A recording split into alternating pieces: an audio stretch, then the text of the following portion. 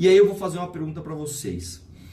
O que você acha que é a diferença biológica entre um macho e uma fêmea, de qualquer espécie? Pausa o vídeo, pensa um pouquinho e me responde. O macho tem lulu e a fêmea tem pepeca. Tá? Antes de você responder isso, eu vou te falar uma coisa. Agora eu já respondi, otário. Independente da tua opinião sobre certos assuntos científicos, a ciência trabalha a ciência não, a natureza age de uma certa maneira que não é sensível à sua opinião. Então, por exemplo, se eu pegar esse livro aqui e soltar ele, ele vai cair no chão, independente se eu acho que isso é uma coisa boa ou ruim. A lei da gravidade vai atuar e o livro vai cair no chão, ponto final, tá? Sim. Mas nós não funcionamos assim, tanto que nós inventamos o valor subjetivo. A nossa imaginação vem antes da nossa racionalidade. E a tendência é que nós primeiro, antes de buscar o conhecimento, nós imaginamos, supomos hipóteses, e levando em conta a evolução intelectual, primeiro nós demos crédito para a imaginação, e inventamos deuses para explicar os fenômenos naturais. Da mesma forma, nós criamos o valor subjetivo, e às vezes não paramos para pensar no valor real das coisas. E é por isso que eu digo que o capitalismo é uma religião. Por causa do valor subjetivo, que é o fetiche da mercadoria. Um exemplo bem claro disso, são os objetos ungidos que são vendidos nas religiões. É imaginar que o objeto é muito mais que um objeto, assim como uma estátua na religião tradicional é muito mais que uma estátua. Então, qual que é a diferença entre o macho e a fêmea de uma espécie? Biologicamente falando, independente do que você goste ou não, você pode justificar falando, não, mas o macho é maior, a fêmea é menor, a fêmea é quem dá a luz, é quem fica grávida, a fêmea é quem amamenta, nada disso. A diferença entre macho e fêmea é simplesmente que as células provenientes de meiose, ou seja, as células reprodutoras, aquelas que carregam só metade do DNA, nos machos ela é menor e mais numerosa, elas são menores e mais numerosas, e a das mulheres são maiores e menos numerosas. Se você pegar na nossa espécie humana, o espermatozoide ele é muito mais numeroso e menor, e o óvulo ele é muito menos numeroso e maior. Inclusive, quando o espermatozoide fecunda o óvulo, as primeiras mitoses, ou seja, as primeiras reproduções celulares, elas vão depender muito mais da energia e dos nutrientes do óvulo, né? Ou seja, da célula reprodutora feminina, do que a da masculina. É basicamente o seguinte, o homem já chega explorando, tá ligado? Mas a questão é o seguinte, isso tem algumas consequências na nossa fisiologia, não só nossa, mas de todas as espécies, machos e fêmeas, têm diferenças fisiológicas. Isso, consequentemente, nas espécies conjuntivas, que vivem em conjunto, isso causa diferenças sociológicas, ou sociais. Então, a nossa espécie Homo sapiens não seria diferente disso, né? Sim, mas você tem que levar em conta que nós somos a única espécie que vive em um ambiente artificial. Nós temos a capacidade de mudar nossa realidade e contrariar algumas leis da natureza.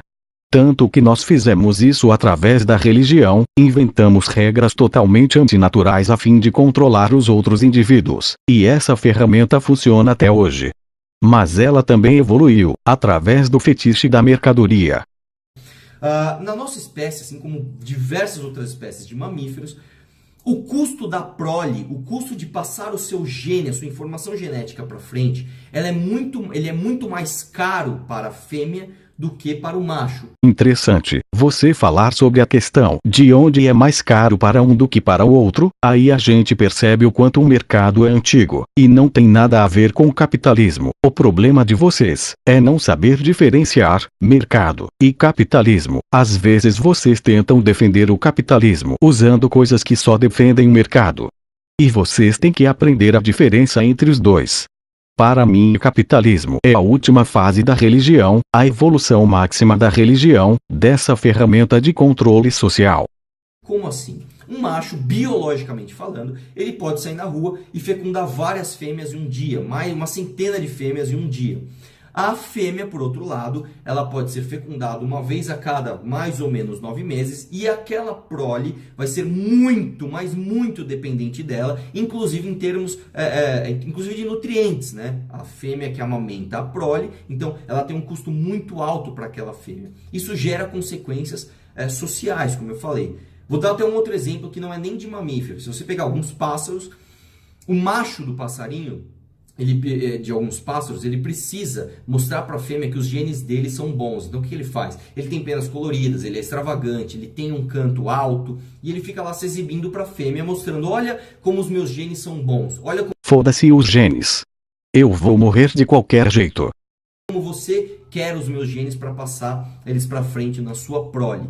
Né? E aí as fêmeas, como sabem que tem todo o custo de chocar o ovo algumas vezes, em algumas espécies, outras são macho, enfim, elas escolhem os machos que estão dispostos a alimentá-la enquanto ela tem aquele custo de cuidar da prole. E como é que ela faz isso? O macho, antes da concepção, tem que criar, por exemplo, ninhos extremamente trabalhosos e elaborados, porque isso faz com que a fêmea olhe para o macho e pense: bom, se ele teve todo esse trabalho, todo esse custo para fazer esse ninho, ele está disposto a trabalhar pela nossa prole, certo? É o caralho. Isso transportado a nós, mamíferos, a nós, homo sapiens, também acontece, né? E isso é uma característica humana. Eu discordo em você dizer que é uma característica humana.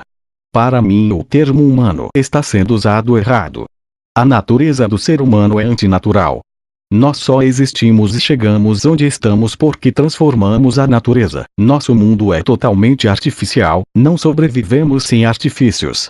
Tente viver no mundo natural do jeito que Deus fez. Vá para o meio do mato pelado, e tente sobreviver sem usar sequer um galho de árvore. Não temos nenhum tipo de ferramenta de defesa embutido. Felizmente ou infelizmente, independente da tua opinião, o que acontece na nossa espécie, e detalhe, eu não estou falando da nossa sociedade judaico-cristã, da nossa sociedade ocidental, não estou falando nada disso. Interessante ele tentar justificar essa questão da religião, sendo que a religião tem regras totalmente contra a natureza. Mas quando o comportamento supostamente antinatural vem de fora dela, ela diz que está errado. Ser homossexual para a religião é antinatural. Mas na verdade ser padre que é, mas você não pode cair na falácia naturalista, e dizer que temos que seguir as regras naturais à risca. Mas na natureza existe homossexualidade, mas não existem padres. Na nossa espécie, Homo sapiens como um todo, nós temos a tendência de criar sociedades em que os machos selecionam muito menos as suas parceiras do que as fêmeas. As fêmeas tendem a selecionar muito mais os seus parceiros do que os homens. Aí você fala: ah, mas não é bem assim. Lógico que existem exceções, ainda mais na nossa espécie, que depois da revolução cognitiva se transformou numa espécie onde a nossa mente humana é extremamente complexa. Sim, eu entendo isso, mas de uma maneira geral a nossa espécie tende a ter machos que selecionam menos as suas parceiras do que as fêmeas. E como eu falei, isso não é a minha opinião. Eu não acho isso legal, eu não acho isso chato, eu não acho isso bonito, eu não acho isso feio, não acho isso politicamente correto ou incorreto. Isso é um fato científico, quer você queira ou não, beleza? Na minha opinião, a melhor solução que existe para essa questão se chama útero artificial. Bem, uma outra questão que tem que ser levada em conta também é o fato das máquinas anular a questão da força física, que é um fato que faz com que cada vez mais o homem e a mulher estejam artificialmente igualados. E hoje em dia, as mulheres podem pagar babás e as que são mais pobres, podem colocar seus filhos em creches. E eu acho que as mulheres, se quiserem ter um filho, daqui para frente, elas têm que começar a pensar em não depender de ninguém para isso. Isso é a melhor coisa que uma mulher pode fazer. Se planejar para não depender de homem nenhum para nada. Se o pai quiser participar, é um lucro a mais. Isso de querer obrigar os homens a serem pais nunca deu certo e nunca vai dar. Se vocês gostarem do estilo desse vídeo, dá um like aí que eu tento fazer mais vídeos desse estilo, como eu vou dizer, com mais características científicas, menos opinativos, que também às vezes tem pouco a ver com política, mas que eu acho muito interessantes da gente saber, beleza? Deixo de novo aqui a indicação para você assistir a minha entrevista com a Leda Nagli. Um abraço e vamos questionar tudo. Ah, de novo, só para deixar mais uma vez aqui no fim desse vídeo, cara. Eu não estou falando que homens ou mulheres devam ter comportamentos específicos. Eu não estou falando que a mulher tem que aceitar que o homem pega todo mundo e a mulher não pode. Não estou falando nada disso. A nossa sociedade é extremamente complexa, tem uma série de outros fatores envolvidos. Mas é legal que você saiba esse fato científico. Um abraço e vamos questionar tudo.